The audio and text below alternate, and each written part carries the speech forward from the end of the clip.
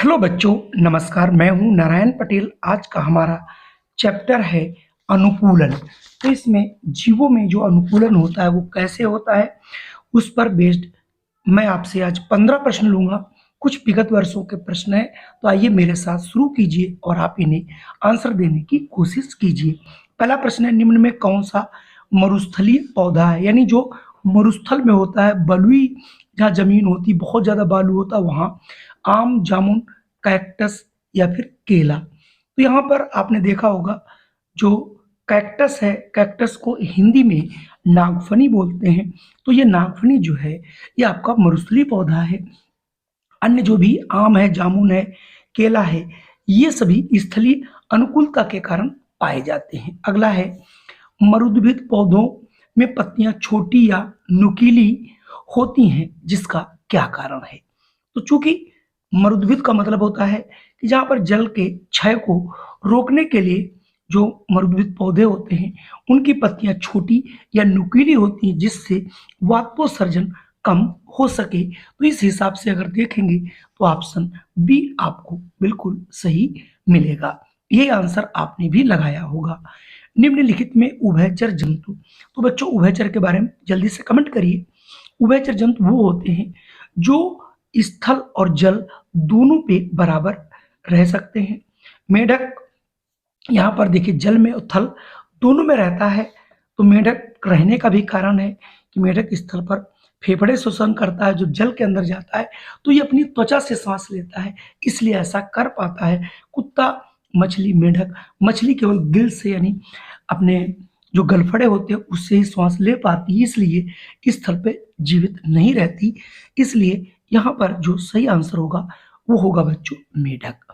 अगला प्रश्न है, निम्नलिखित में से किन पौधों में पत्तियां कांटों में परिवर्तित हो जाती हैं? वही बात, जो मरुस्थलीय पौधे होते हैं, वहां पर जो मरुस्थल होता है वहां पर पानी की कमी होती है। यही कारण है कि पत्तियां वहां पर कांटों में परिवर्तित हो जाती हैं, जो कि ऑप्शन बी में बताया गया है।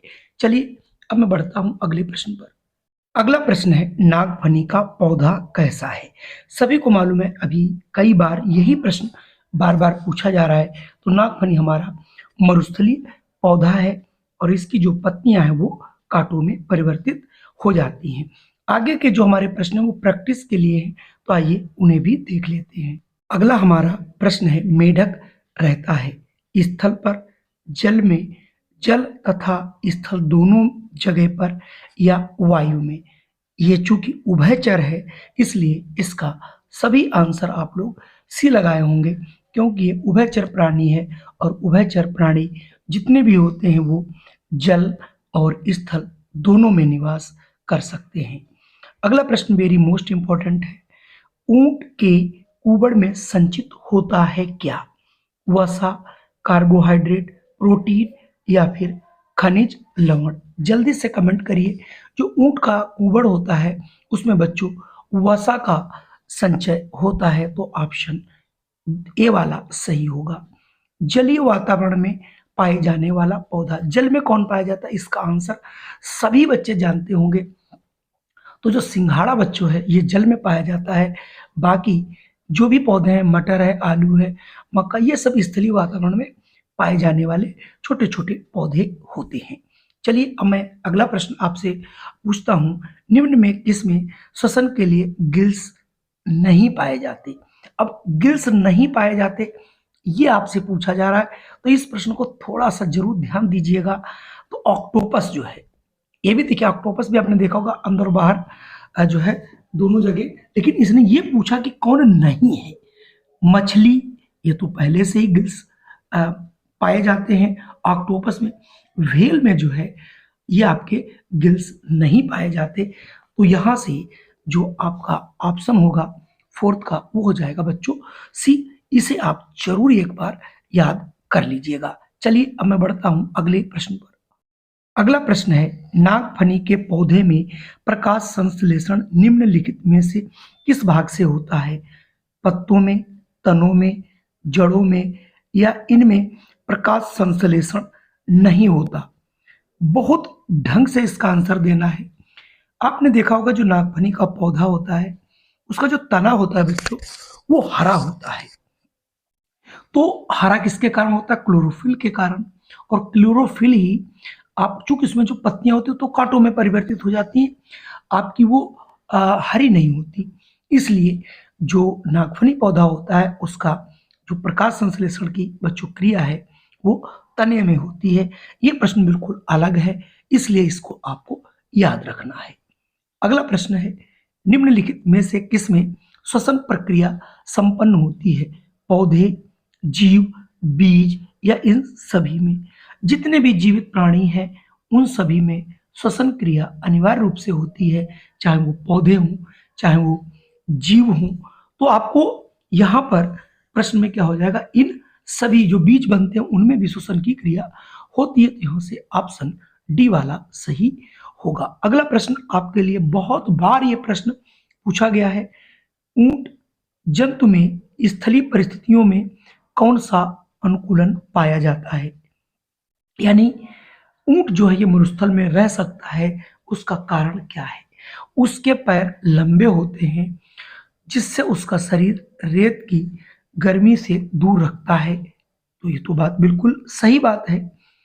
उसमें मूत्रो विसर्जन की मात्रा बहुत कम होती है तथा मल शुष्क होता है, ये भी बिल्कुल सही बात है। उसको पसीना नहीं आता, ये भी बिल्कुल सही बात है। ये सभी अनुकूलन, ये बिल्कुल जितनी भी ये चीजें बताया है वो सारी चीजें ऊंट में पाई जाती हैं, जिससे ऑप्शन यहाँ पर सेवेंथ का डी आपके लिए बिल्कुल सही होगा। अगला प्रश्न है, खोखली हड्डियों का अनुकूलन पाया जाता है। जो हड्डियां जिनकी खोखली होती हैं यानी वो शरीर से हल्के होते हैं और हल्के होने के लिए उनको उड़ान भरने में आसानी होती है।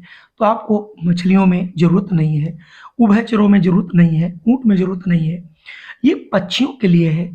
इनकी हड्डियां पूछा, खोखली हड्डियों का अनुकूलन, क्योंकि अगर हड्डियां ठोस होंगी तो उनका शरीर वजन होगा जो कि उनको उड़ाने के लिए बहुत अधिक ऊर्जा की आवश्यकता होगी, जो उन्हें कम भोजन से नहीं मिल सकती। अगला है शरीर धारा रेखी पाया जाता है, यानी किसमें जो है धारा रेखी शरीर पाया जाता। तो आपने देखा होगा जो आपकी मछली होती है उसकी जो संरचना है वो धारा रेखी होती है। तो 90 का ऑप्शन बी के अलावा अन्य कोई ऑप्शन नहीं समझ में आता। अगला प्रश्न है, पौधे का शरीर कोमल तथा कमजोर, जड़ तंत्र और विकसित पाया जाता है। ये सभी अनुकूलन कहाँ के लिए हैं? देखा होगा अगर आपने कभी तालाब के किनारे गए होंगे तो उसमें आप लोगों ने कमल को देखा होगा। अन्य भी जो पौधे होते हैं जो पानी के सतह पर रहते हैं उनमें आपने देखा होगा उनका शरीर कोमल होता है, कमजोर होता है और जड़ तंत्र भी बहुत अंदर तक नहीं जाते। तो ये जलीय अनुकूलन को दर्शाता है। तो यहाँ पर जो ऑप्शन होगा बच्चों वो ए हमारा सही है। कुल मिला के ये 15 प्रश्न थे। अगर ये वीडियो आपको पसंद आया तो तुरंत इसे लाइक कर दीजिएगा। चैनल पे पहली बार हो तो इसे आप सब्सक्राइब कर लीजिए।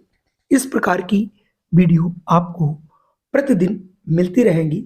जय हिंद, वंदे मातरम। फिर मिलता हूँ आपको एक नई वीडियो।